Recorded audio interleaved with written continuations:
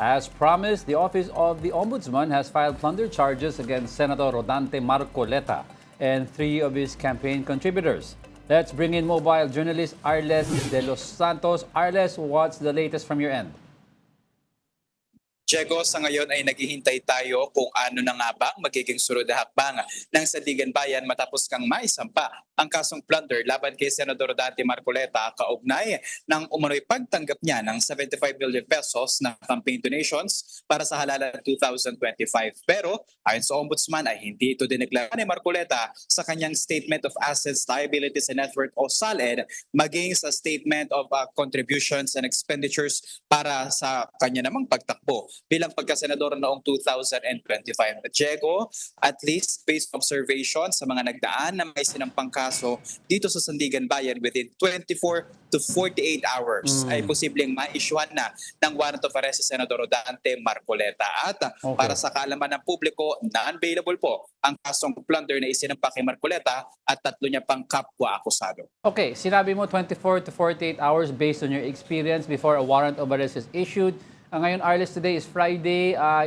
Do they issue an arrest warrant on a Saturday or the next working day, which would be Monday? Ang magiging problema dito, it's the start of the impeachment trial. If ever Senator Marcoleta is in the Senate, will they arrest him on Senate premises? Well, Diego, noong pag-file kay Senator Jinggoy Estrada, konting throwback lang tayo para mas maganda yung konteksto. No? Mga hapon-hapon kasi yun, i-file ng Office of the Ombudsman, kaya hindi lumabas sa kaparehas na araw yung arrest warrant laban sa kanya.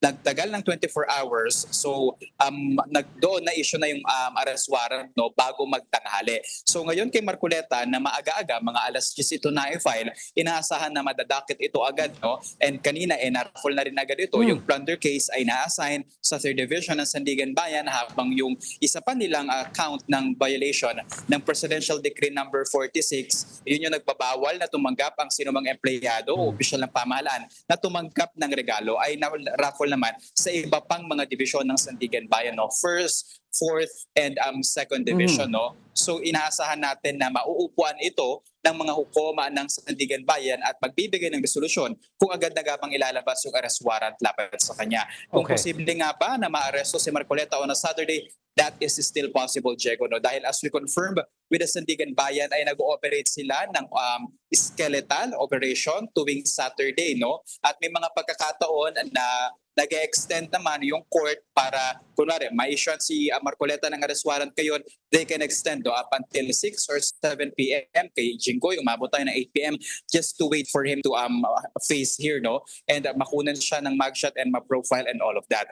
Pero kung hindi man mailalabas ngayong Biyernes, Diego, at mailabas ng Saturday, posible pa din na umabot na iserve sa kanya yung warrant of arrest sa Lunes sa pagsisimula ng impeachment trial ni Vice President Sara Duterte. Pero pwede naman na voluntaryong sumuko si Marcoleta sa mga otoridad para hindi na siya mismong silbihan ng arrest warrant sa Senado.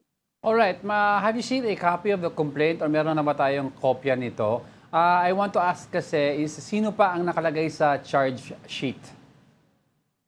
Hindi pa natin nakikita, Diego, yung isinampa na kaso ng Office of the Ombudsman dito sa Sandigan Bayan. Pero yung kanyang mga kapwa-akusado ay yung dating mambabatas ng Anak Kalusugan Party List na si Mike Defensor at ang dalawang businessman sina Joseph Ovarias Espiritu at Aristotel Baluyot Biraya. Hindi pa natin nakikita man, Diego, yung mismong papel na i-file ng Office of the Ombudsman. Nakita naman natin doon sa hiniling ng PhD sa papel na naglalaman ng hiling ng Office of the Ombudsman na pigilang makalabas si Marcoleta ng bansa ay nandoon yung umano'y pagtanggap ni Marcoleta ng pera. Nakita natin doon, Diego, merong araw na nakatanggap si Marcoleta ng 30 million noong January 8 and then 9, another 25 million and then another 20 million sa sumunod na araw. No? And all that ay hindi raw naideklara sa kanyang SALN, no? Malayo doon sa umano'y 39 billion pesos lamang na pera ni Marcoleta mula 1990 hanggang 2025.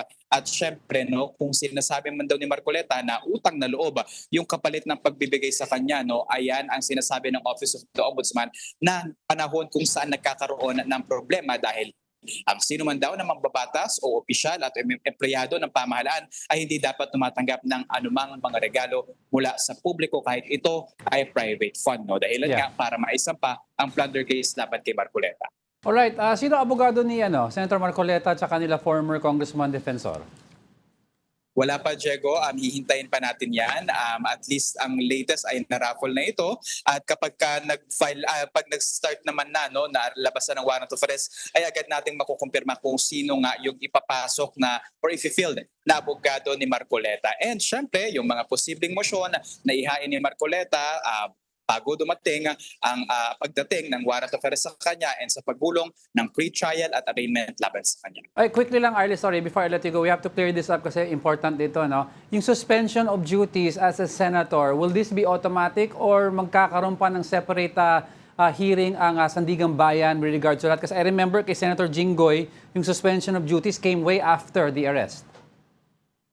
That is for the second division ng Sandigan Bayan, no, Diego, yung kay Jinggoy na suspension niya for his graft case. Yes. Yung sa plunder case niya, posibleng suspension din yung kanyang kaharapin doon. No? But the latest we have on that, Diego, ay bibigyan kasi si Marcoleta ng ilang araw ng mga hukom para ipaliwanag kung bakit nga ba siya hindi dapat masuspinde. No? Pero sang-ayon kasi sa ating Philippine Anti-Plunder Law, no? Doon sa RA 7080, ang sinasabi dito ay any public official facing a valid criminal prosecution for plunder is mandatorily suspended from office while the case is pending on court. Kaya siguro ito yung dahilan kung bakit sinasabi ni Marcoleta na kaya siya kinasuhan ng plunder ay para raw hindi siya makadalo at makalahok doon sa paparating na impeachment at trial ni Vice President Sara Duterte na magsisimula sa Lunes. Alright, thank you for that update. Mobile journalist Arles de los Santos.